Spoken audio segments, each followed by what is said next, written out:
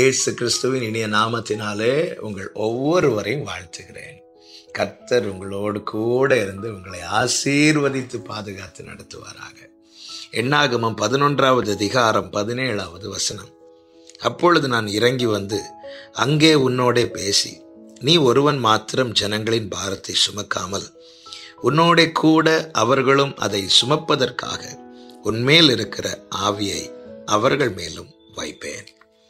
கர்த்தருடைய பரிசுத்த நாமத்திற்கு மகிமை உண்டாவதாக. மோசேயை கர்த்தர் அழைத்து எகிப்துக்கு அனுப்புகிறார். மோசேயின் மூலமாய் கர்த்தர் இஸ்ரவேலர்களை எகிப்திலிருந்து கிருபையாய் கொண்டு வருகிறார்.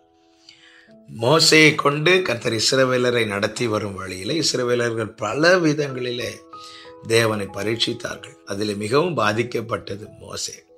ஒரு சூழ்நிலையிலே ஜனங்கள் இறைச்சிக்காக மிகவும் அழுது புலம்புகிறார்கள். அப்பொழுது மோசே ஆண்டவரிடத்தில் அநேக காரியங்களை சொல்லி புலம்புகிறார். அதில் ஒரு வார்த்தை தான் 14 முதல், இந்த ஜனங்கள் எல்லாரையும் நான் ஒருவனாய் தாங்கக்கூடாது, எனக்கு இது மிஞ்சின பாரமாய் இருக்கிறது. உம்முடைய கண்களிலே எனக்கு கிருபை கிடைத்ததானால் இப்படி எனக்கு செய்யாமல் என் உபத்திரவத்தை நான் காணாதபடிக்கு இப்பொழுதே என்னை கொண்டு போடும் என்று வேண்டிக் கொள்கிறான். அவனால் சுமக்க முடியல, தாங்க முடியவில்லை, மிஞ்சின பாரமாய் இருக்கிறதை போல உணர்கிறான். அப்பொழுது ஆண்டவரிடத்துல என்ன கேட்கிறான் தெரியுமா?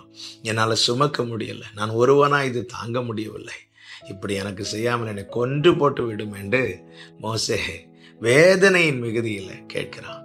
கர்த்தர் நம்முடைய எல்லாவற்றையும் அறிந்திருக்கிறார். ஒரு காரியத்தை நாம் பேசும்போது உலகம் என்ன சொல்லும் என்றால், ஆனால் இவங்க இப்படி பேசிட்டாங்களே, இவங்க இப்படி சொல்லிட்டாங்களேன்னு உலகம் சொல்லும். ஆனால் ஆண்டவர் அப்படி பார்க்கிறவர் அல்ல. எந்த சூழ்நிலையில் இதை பேசுகிறான்? வேண்டுமென்றா மோசே பேசுகிறான்? நிச்சயமா இல்லை. வலியினாலே இந்த வார்த்தைகள் வெளியே வருகிறது. கர்த்தர் என்ன செய்கிறார் என்றால், மோசையை கூப்பிட்டு சொல்லுகிறார், ஆமை தெரிந்து கொள்ளப்பட்ட மூப்பர்களில் 70 பேர் இருக்கிறாங்க அல்லவா, அவங்களை அழைத்து கொண்டு வா, அவங்க எல்லாரும் மேலே நான் இதை பகிர்ந்து கொடுக்கிறேன் என்று சொல்லுகிறார்.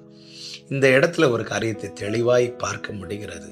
என்னவென்றால், என்னால் முடியாது என்ற நிலை வரும்போது கர்த்தர் பாரத்தை அப்படியே வைக்கவில்லை, அதோடு கூட கூட்டவில்லை, மாறாக பாரத்தை லெகுவாக்குகிறார். என கேட்கிற அன்பு சகோதர சகோதரி, முடியாது என்ற நிலை வரும் வரைக்கும் தான் உன்னை சுமக்க வைப்பார். அதன் பிறகு உன்னால் முடியவில்லை என்றால் பாரத்தை நிச்சயமாய் லெகுவாக்குவார். காரணம், அவர் நம் நிலைமையை அறிந்திருக்கிறவராய் இருக்கிறார். ஒரு நாளும் அவர் வைத்த நுகத்தை முடியாதென்று சொல்லாதே. போதும் ஆண்டவரை, வாழ்ந்தது போதும், என்னை எடுத்துக்கொள்ளும் என்று சொல்லாதே. உன்னால் சுமக்க முடியவில்லையா? ஆண்டவரிடத்துல, ஆண்டவர் இதை லெகுவாக்கும் என்று கேளு. சுமக்க வேண்டியதா இருக்குமானால் சுமக்க கிருபையை கேளு. சுமக்க கூடாததானால் இந்த பாரத்தை லெகுவாக்கும் என்று கேளு. ஒரு நாளும் ஆண்டவரிடத்துல, வாழ்ந்தது போதும் ஆண்டவர், என்னை கொண்டு போட்டு விடு. எதுக்கு இப்படி ஒரு வாழ்க்கை? இப்படி புலம்பாது. கர்த்தர் உன்மேல் ஒரு நுகத்தை வைத்திருப்பார். ஆனால் ஆமேன், அதில் உனக்கு ஒரு சுகத்தை வைத்திருக்கிறார். அதுதான் உனக்கு ஒரு வாழ்க்கையை வைத்திருக்கிறார், உனக்கு ஒரு நன்மையை வைத்திருக்கிறார். உன்னை வழி தப்பி போக விடாதபடி அவருடைய பாதையில நிறுத்தி, ஆமேன், அவர் ஆயத்தமான நன்மைகளை, ஆசீர்வாதங்களை காணும்படிக்கு கர்த்தர் ஒரு நன்மையை வைத்திருக்கிறார். அதுதான் உபாகமம் 8:15 சொல்லப்பட்டிருக்கிறது, உன்னுடைய பின்னாட்களில் உனக்கு நன்மை செய்யும் பொருட்டு என்று.